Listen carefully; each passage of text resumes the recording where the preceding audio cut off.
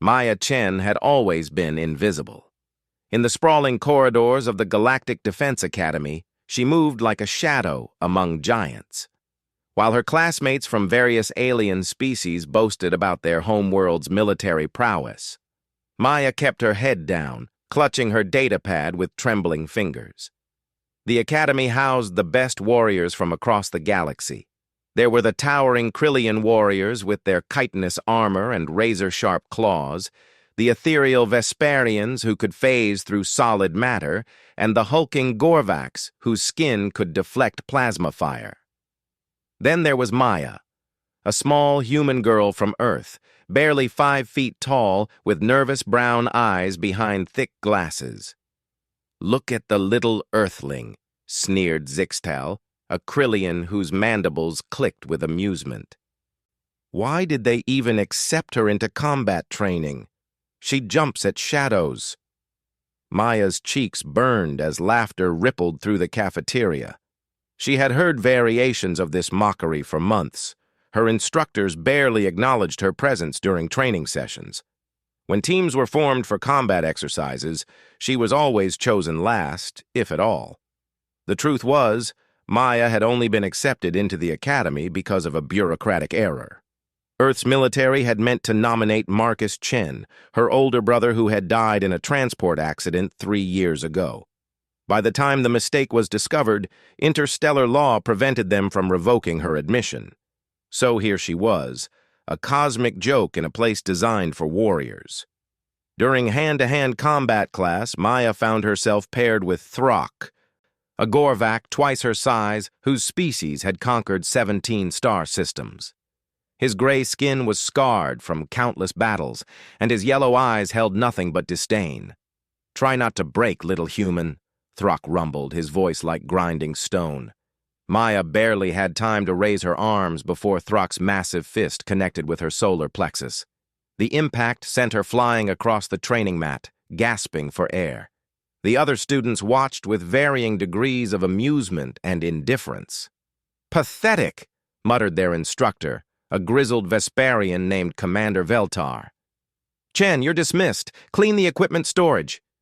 As Maya limped toward the storage room, she heard Zixtal's voice carry across the gymnasium. "Humans are supposed to be the galaxy's newest addition to the Defense Force? What a waste of resources. They're soft, weak, and completely useless in real combat." The storage room became Maya's refuge. Among the training weapons and protective gear, she could finally breathe without feeling judged. But tonight was different. As she organized the plasma rifles, her hands found something unusual, an old training manual tucked behind a stack of energy shields. The cover was worn and written in ancient Earth script. "Asymmetric Combat Principles" by General Sarah Martinez. Maya's heart skipped. She recognized the name from her history studies.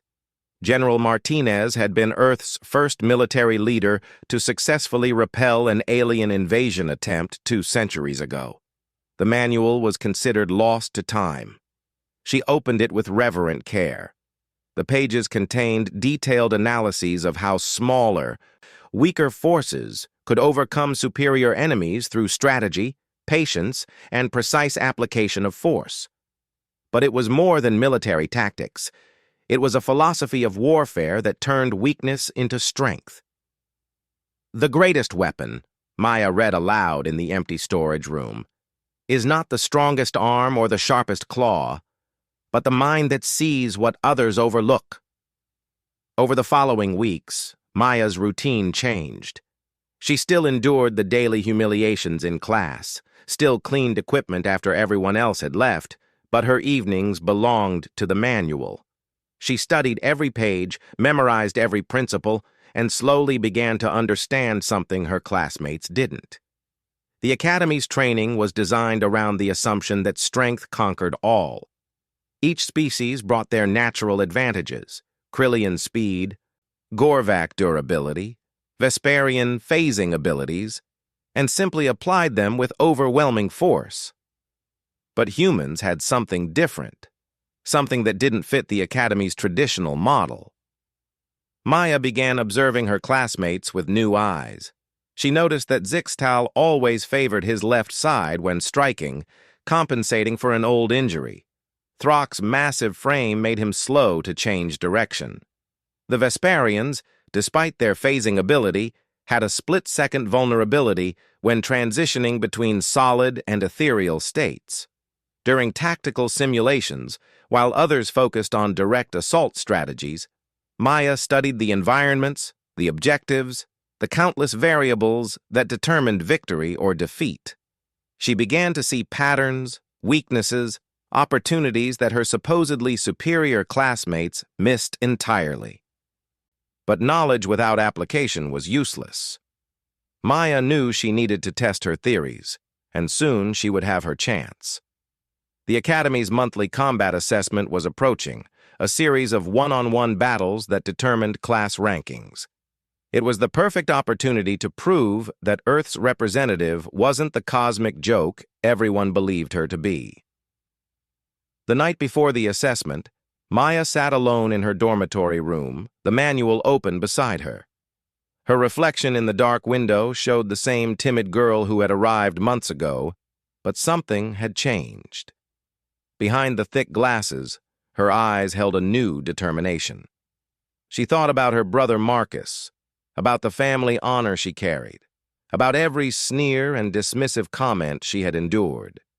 Tomorrow, she would show them all that humans belonged among the galaxy's defenders, not because they were the strongest or fastest, but because they possessed something even more dangerous: the ability to adapt, to overcome, to turn their opponent's strengths against them. Maya closed the manual and prepared for what would either be her greatest triumph or her final humiliation. Either way, she would face it as a true student of General Martinez's teachings.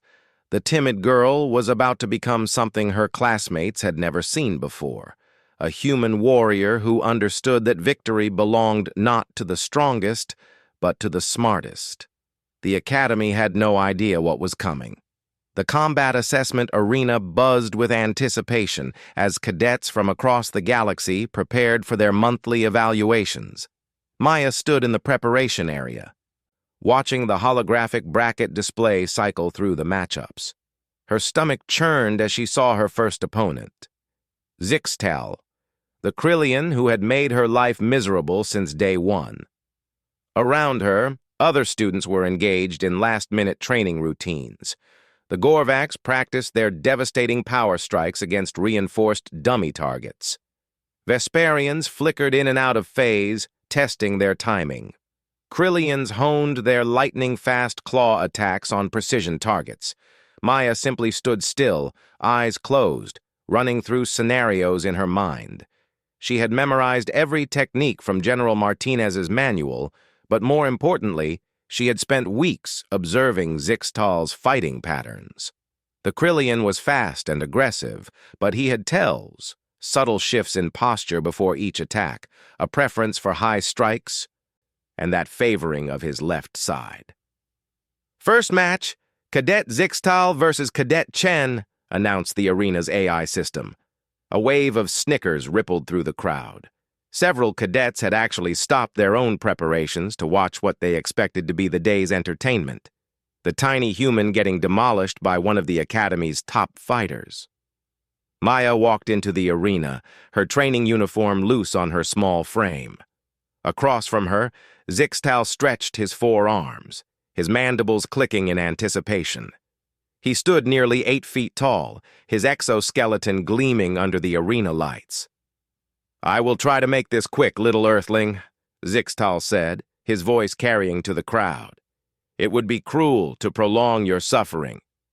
The arena's force field activated, creating a 30-meter square combat zone. Standard Academy rules applied: no weapons, no killing. Match ended when one fighter was incapacitated or yielded. Most matches lasted between 30 seconds and 2 minutes. "Combatants ready," the AI announced. "Begin." Zixtal immediately launched himself forward, covering the distance between them in less than a second. His razor-sharp claws whistled through the air where Maya's head had been, except she wasn't there anymore. She had dropped into a low slide, passing beneath his attack and rolling to his left side. The Krillian spun, confused. He had fought hundreds of opponents, and none had ever simply avoided his opening strike. They always tried to block or counterattack. Maya's response was completely outside his experience. "Stand still and fight!" Zixtal snarled, launching a flurry of strikes. But Maya had no intention of standing still. She moved like water, flowing around his attacks rather than meeting them head-on. Each time Zixtal expected her to be in one place, she was somewhere else, ducking under a high sweep, sidestepping a claw thrust, rolling away from a downward strike. The crowd's laughter had died away, replaced by confused murmurs. This wasn't the quick demolition they had expected. The tiny human was actually avoiding one of their best fighters. Zixtal was growing frustrated. His attacks were becoming wilder, less precise. Maya had been counting on this. According to the manual, aggressive fighters often overcommitted when their initial tactics failed. She just needed to wait for the right moment. It came when Zixtal attempted a devastating four-armed combo attack, putting all his strength into a strike pattern designed to cover every possible escape route. But Maya didn't try to escape. Instead, she stepped directly into the attack. Her timing was perfect. She moved between his arms just as they crossed, using his own limbs to tangle each other up. For a split second, Zixtal was completely off balance. His center of gravity shifted forward by the momentum of his failed attack. Maya struck then, not with strength, but with precision.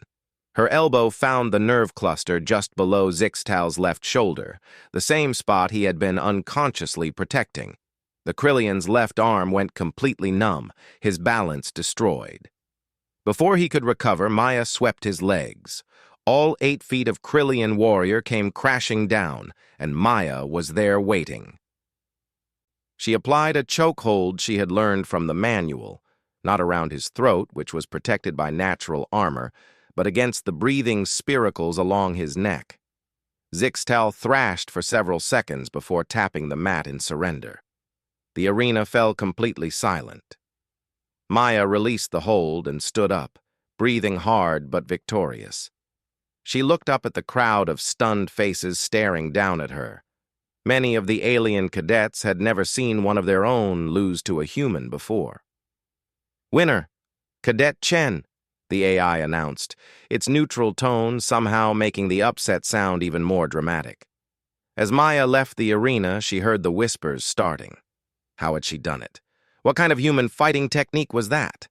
More importantly, who else might she defeat? Her next opponent was a Vesparian named Kethmore, known for his ability to phase through attacks and strike from unexpected angles. The crowd had grown larger now, word spreading through the academy that something unusual was happening. Maya had studied Vesparian physiology extensively. Their phasing ability required total concentration and had specific limitations. They couldn't phase while attacking, and there was a brief moment of vulnerability during the transition. Most opponents tried to overwhelm them with constant attacks, but Maya had a different strategy. When the match began, Kethmore immediately phased and moved to strike from behind. But Maya wasn't there. She had started moving the moment the match began, never staying in one place long enough for him to target her. The Vesparian grew frustrated, repeatedly phasing in and out, trying to catch Maya in a vulnerable position. But each time he materialized to attack, she had already anticipated his position and moved away. The manual had taught her that predictable abilities were weaknesses waiting to be exploited. Finally, Kethmore made his mistake.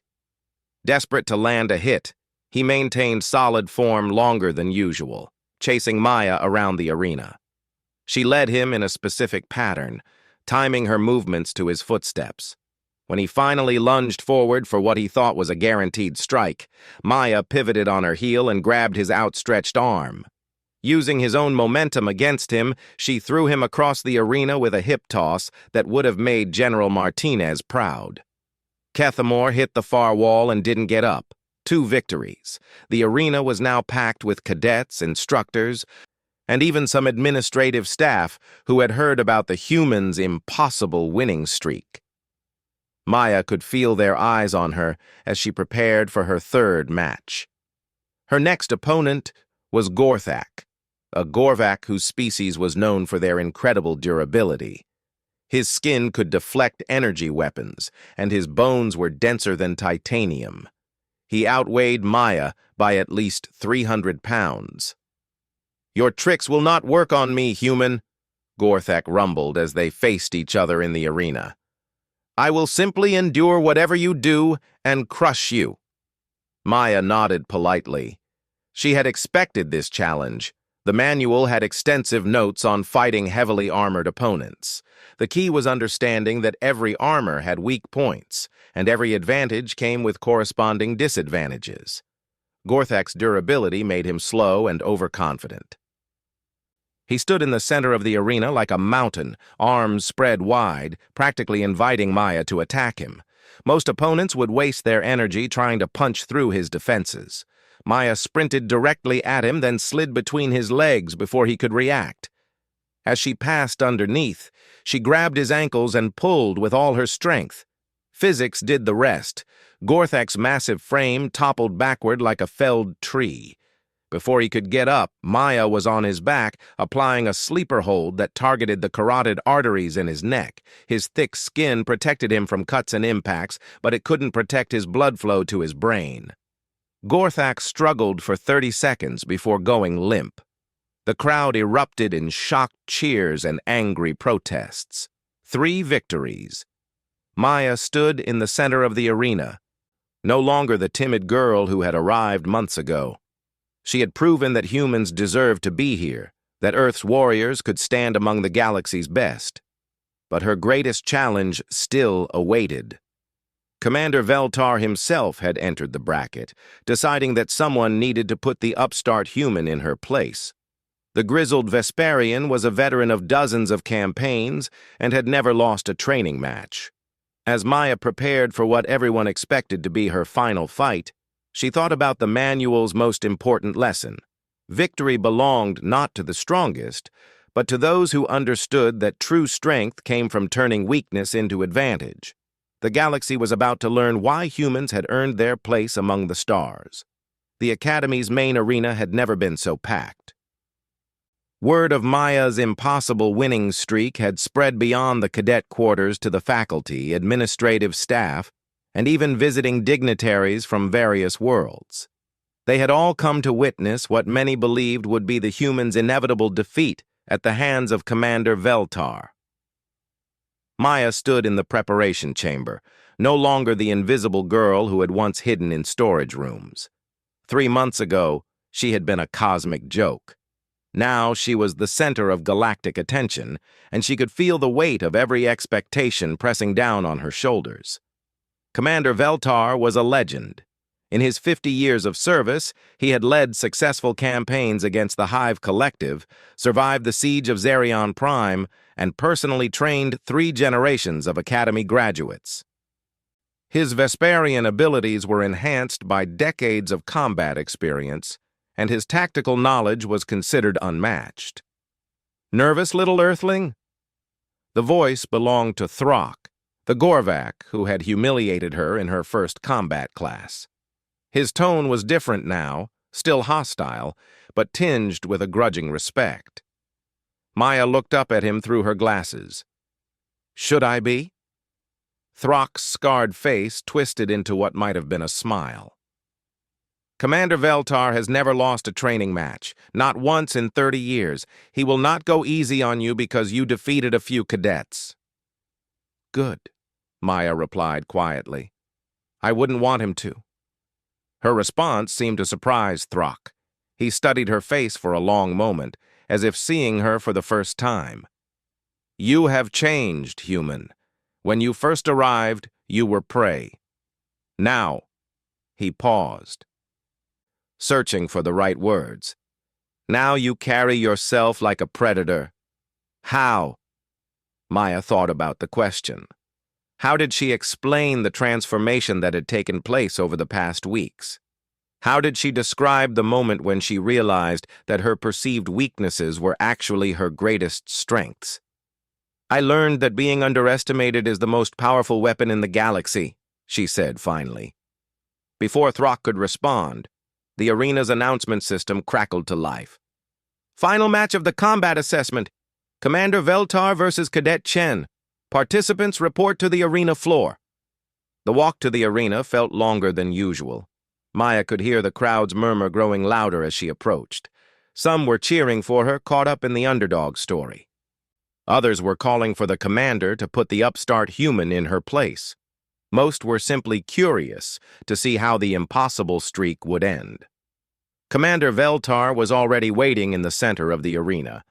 Unlike the cadets Maya had faced, he showed no anger, no frustration, no underestimation of her abilities. His silver eyes held the calm confidence of a veteran warrior who had seen everything the galaxy could throw at him. "Cadet Chen," he said formally as she approached, "your performance today has been unexpected. However, this demonstration has gone far enough. It is time to return to reality." Maya bowed respectfully. "With respect, sir, this is my reality now." The commander's eyebrows raised slightly at her response. Around them, the arena force field activated, creating their combat zone. The crowd fell silent, sensing that they were about to witness something historic. "Rules remain the same," the AI announced. "No weapons, no killing, match ends with incapacitation or surrender. Combatants ready?" Maya settled into a loose stance, her mind cycling through everything she had learned from General Martinez's manual. Veltar was the ultimate test, experienced, intelligent, and possessing abilities that could counter every technique she had used so far. "Begin." Unlike her previous opponents, Commander Veltar didn't immediately attack. He circled Maya slowly, his experienced eyes cataloging her stance, her breathing, her micro-expressions. He was reading her the same way she had learned to read her opponents. Maya let him circle. She knew that Vesparians relied heavily on their phasing ability, but the manual had taught her that every supernatural advantage had a cost. Phasing required energy and concentration. If she could force him to overuse it, she might find an opportunity. Veltar struck without warning, his form blurring as he phased mid-attack. His fist passed through the space where Maya's head had been, but she had already dropped low, sweeping at where his feet would be when he rematerialized. The commander phased again, avoiding her sweep, and struck from a different angle. Maya rolled aside, came up in a defensive crouch, and immediately had to dodge another attack as Veltar appeared behind her. For 2 full minutes, they danced this deadly ballet. Veltar would phase, attack, phase again when Maya countered. Maya would evade, redirect, and counterattack empty air as the commander shifted between solid and ethereal states. To the crowd, it looked like Maya was hopelessly outmatched. She seemed to be running from an opponent she couldn't even touch. But Maya was actually implementing one of the manual's most advanced strategies, exhaustion warfare. Every time Veltar phased, it cost him energy. Every attack he made while solid was an opportunity for Maya to study his patterns. And slowly, subtly, she was herding him toward a specific position in the arena. The moment came when Veltar, growing frustrated with his inability to land a decisive blow, committed to a powerful combination attack. He materialized directly in front of Maya, both hands striking in a pattern designed to trap her between 2 force fields that would leave her with nowhere to dodge. But Maya wasn't trying to dodge. She had positioned herself exactly where she wanted to be, directly in front of one of the arena's structural support pillars. As Veltar's attack reached its peak, Maya threw herself backward against the pillar and used it as a springboard to launch herself directly at the commander. Veltar tried to phase, but he was in the middle of his attack combination. For a split second, he was locked into solid form. Maya's shoulder drove into his solar plexus with all the momentum of her springboard launch. The impact sent both of them tumbling across the arena floor. Veltar rolled to his feet first, but Maya was already moving. She had studied Vesperian anatomy extensively and knew exactly where to strike. Her elbow found the nerve cluster at the base of his skull, the one spot that controlled their phasing ability. Veltar's form flickered once and then solidified permanently. His supernatural advantage was gone. Now it was just warrior against warrior, skill against experience. And Maya had been preparing for this moment for months. They exchanged blows in a furious combination of strikes and counters. Veltar was stronger and more experienced, but Maya was younger and had been studying his techniques for the entire fight. More importantly, she fought with the accumulated desperation of every humiliation she had endured. The end came suddenly. Veltar overextended on a powerful right cross, leaving his left side exposed for just a moment. Maya stepped inside his guard and applied a submission hold that General Martinez had called the Equalizer, a joint lock that used the opponent's own strength against them. Commander Veltar struggled for several seconds before his tactical mind recognized the inevitable. To continue fighting would result in serious injury. He tapped the mat twice. The arena fell completely silent. Maya released the hold and stepped back, breathing heavily. Commander Veltar sat up slowly, rotating his shoulder where she had applied the lock. For a long moment they stared at each other. Then the commander smiled. "Outstanding," he said, loud enough for the crowd to hear. "Simply outstanding." He stood and formally saluted Maya, the first time any instructor had ever shown her that level of respect. The arena erupted in chaos. Some aliens cheered, others protested, and many simply stared in shock at what they had witnessed. Maya had done the impossible. She had defeated not just her fellow cadets, but a legendary instructor. She had proven that humans belonged among the galaxy's warriors. But as she stood there, accepting the congratulations and challenges from her fellow students, Maya realized that her real victory was something else entirely.